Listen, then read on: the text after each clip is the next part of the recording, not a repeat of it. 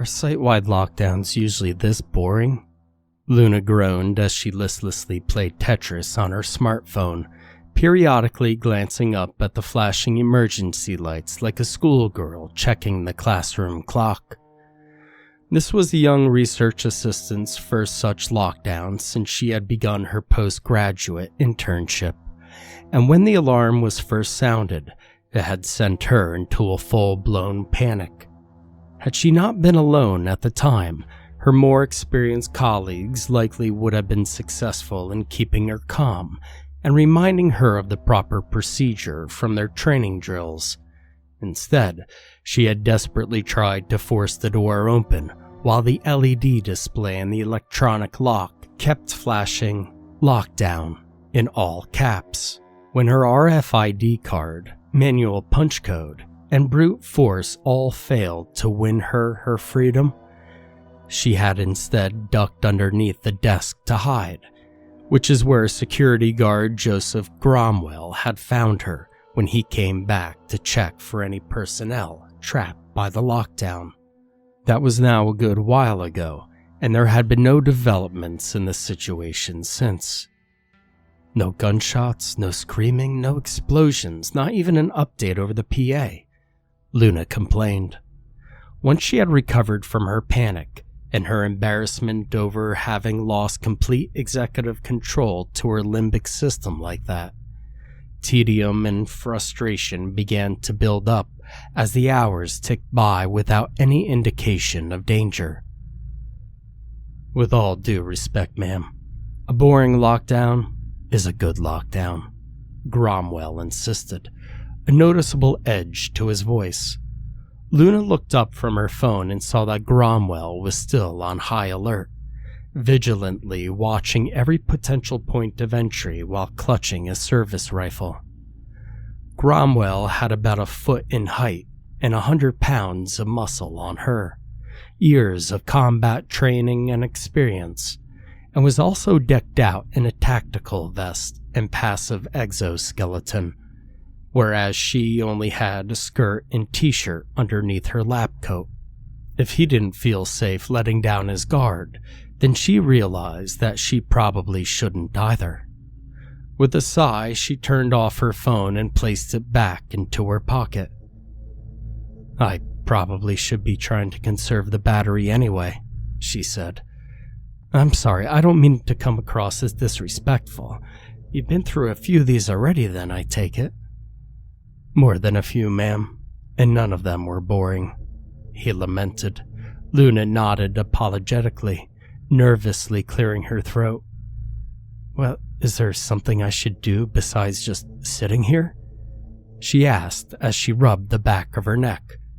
No, ma'am, you just need to stay where you're safe until they sound the all clear, Gromwell replied.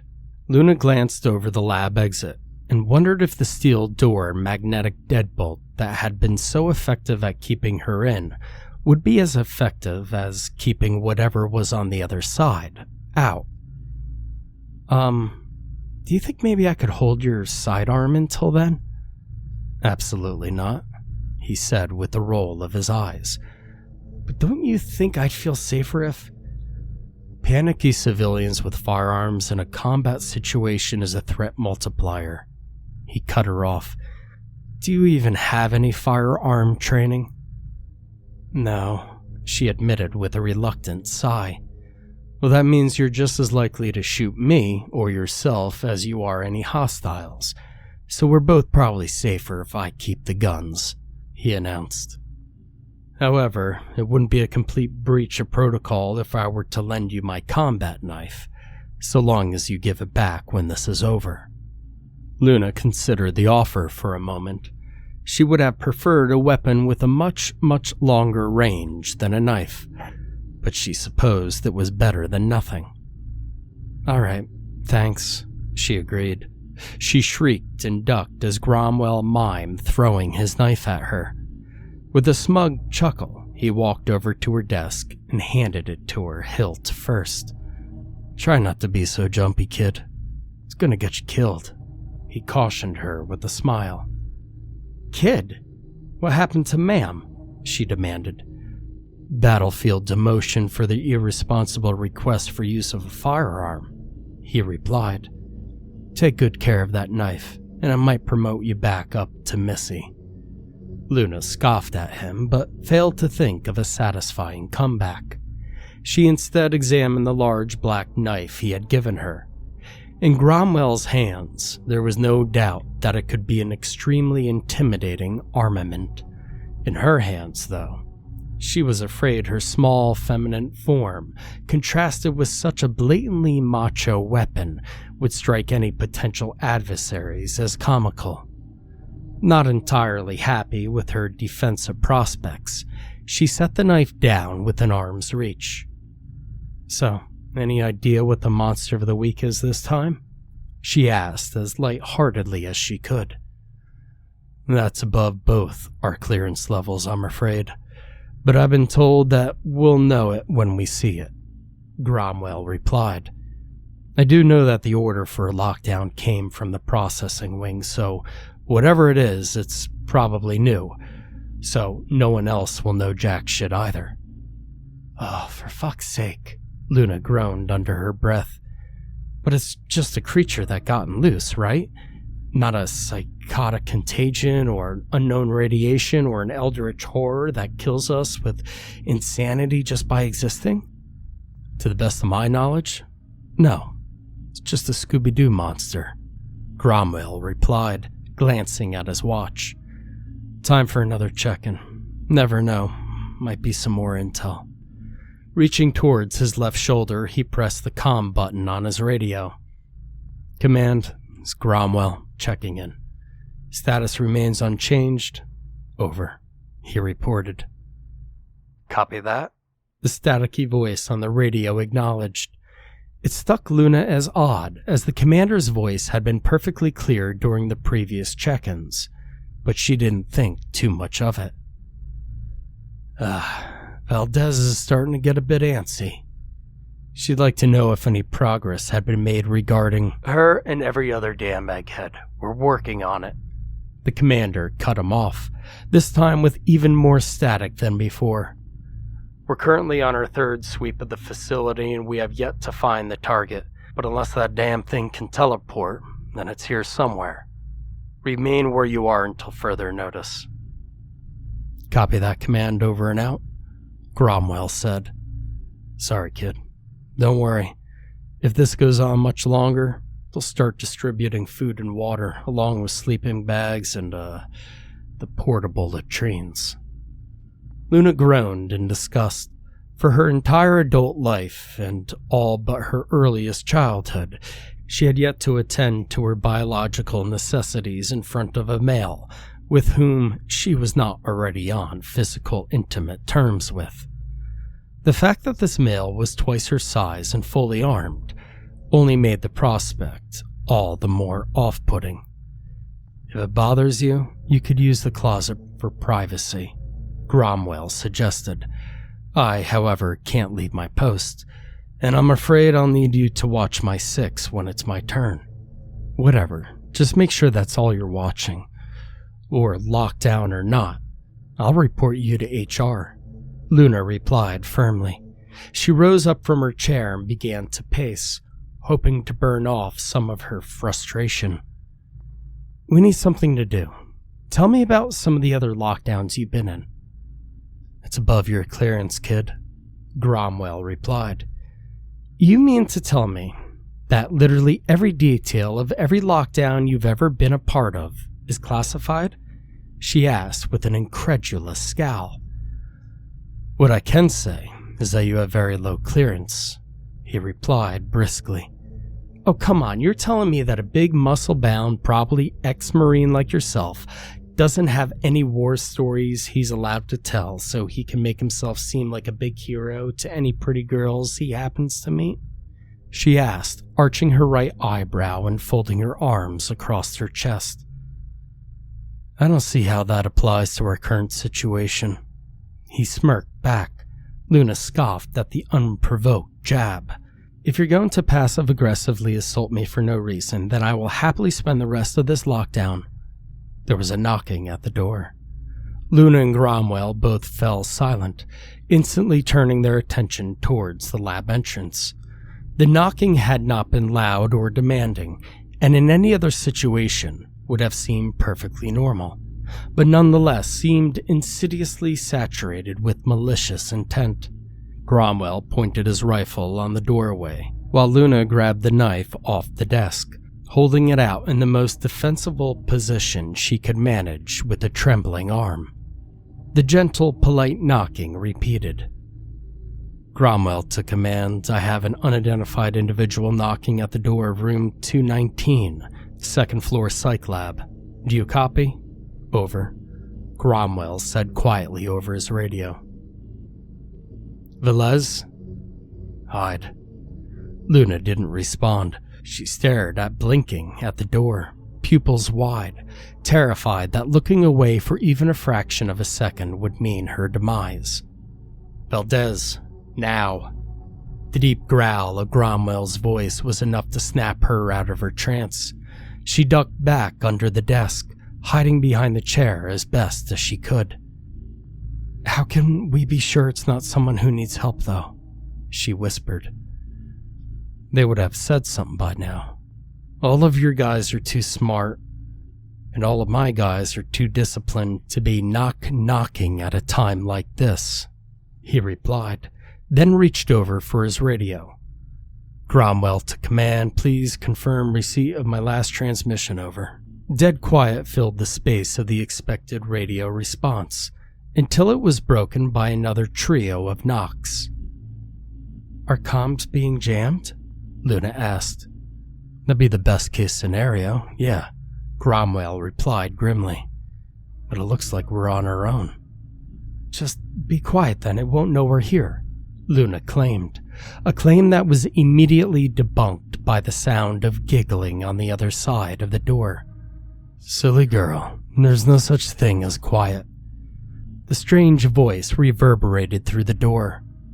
Heart's always beating, blood always flowing, pulse always fleeting, and lungs always blowing.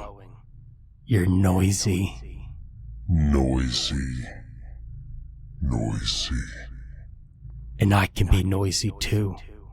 The thing continued to knock. It sounded like multiple tracks of the same voice had been overlaid on top of each other, but slightly out of sync. The voice had also an echoey, watery quality to it, but in spite of that, it was clearly female and oddly familiar.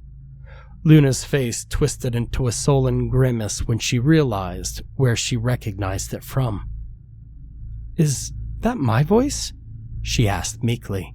Cromwell nodded slightly, keeping his rifle aimed steadily at the door. Luna stuck her head out from behind the desk to see if she could see what was lurking on the other side of the rectangular, inch-thick porthole. But there was nothing. I have 2 teams of heavy reinforcements coming in from both sides, Cromwell bluffed. Surrender, and no unnecessary harm will come to you. But again there was giggling, this time in a male's voice. Silly boy, no one's coming. I would hear their boots all thumping, and for now it's just the 3. Silly boy, silly girl, and silly me, Cromwell's distorted voice responded. Cromwell swallowed nervously, but otherwise maintained his composure. This might be a good sign, he whispered to Luna. If it's resorting to these sorts of psychological tactics, that could indicate its physical abilities are limited. He knew the creature would have heard that and waited to see what its response would be. The lights to the lab went out without warning, leaving the light from the hall as the only real source of illumination. The door's porthole was gradually covered by whatever was on the other side, slowly sliding in front of it until no light could get through. All Luna and Cromwell could see were the glowing red letters reading "Lockdown" over the door handle, which began to turn.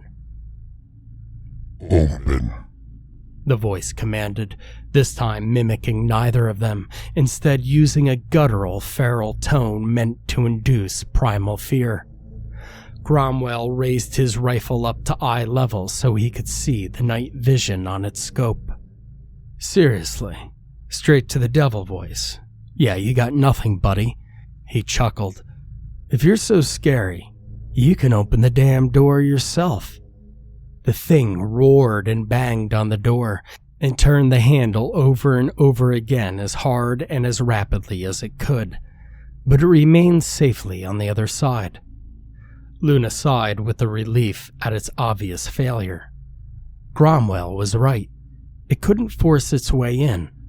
All they had to do was wait it out, and they'd be safe. But then the LED display on the door lock began to flicker, and then suddenly died like a snuffed candle, plunging the room into complete darkness. The next thing Luna heard was the door's hinges creaking as it slowly pushed open. She slammed her hands over her ears at the deafening noise of Cromwell's assault rifle as he pumped 30 armor-piercing rounds into whatever was standing in the doorway. When his magazine had finally been exhausted, Luna dared to peek out. Surely the creature couldn't have survived all of that. Standing in the beam of light from the hallway, Luna finally saw what was hunting them. The thing looked like a 5-foot-tall mass of frog eggs, a gelatinous, translucent green mucus holding thousands, if not millions, of dark green globules, glistening with the sickly, slimy, wet sheen. Its upper half was vaguely humanoid, but the bottom was a mollusk-like pseudopod, propelling it forward on a cushion of festering ooze. Though the bullets Cromwell had fired at it had all hit their mark and penetrated it deeply, that hadn't even slowed it down. Its body was a homogeneous thing, with no specialized structure to speak of. 30 small holes in its chest were nothing. When Cromwell went to reload, the egg creature lunged at him, tackling him to the ground and engulfing his face into its writhing, quivering mass to suffocate him. Being composed almost entirely of water, its weight was more than enough to pin him down, and it kept his hands enveloped in its own goop so that he couldn't fight back. Luna looked on in helpless horror as Cromwell impotently squirmed against his attacker. She was torn between fleeing through the now open door and at least trying to help. But that would have been suicide, wouldn't it? If an assault rifle couldn't take it down, what good would a knife do? But then, what good would running do when she would still likely be locked inside the wing, or at least the facility? It seemed that her options were to be brave and to die immediately, or be a coward and die slightly later. But that's when an idea struck her. The storage closet down the hall didn't have an electric lock and wouldn't be off limits during the lockdown. If her memory of its contents were accurate, then there might be a way for both of them to survive after all. Her shame over her earlier cowardice ratified her resolve, and she knew what she had to do. "Hey, Slimer," Luna shouted as she crawled out from under the desk, tantalizingly dangling her access card on its lanyard. "You want out, right? This will unlock every door in the building. Come and get it." The thing let out a mighty gurgling roar like a drowning mountain lion, leaping off Cromwell and giving chase to Luna, gliding out into the hallway as quickly as its heavy slug-like body could maneuver. Luna was faster, of course, giving her the time she needed to reach the supply closet. She threw the door open, and there, on the second top shelf, was exactly what she was after.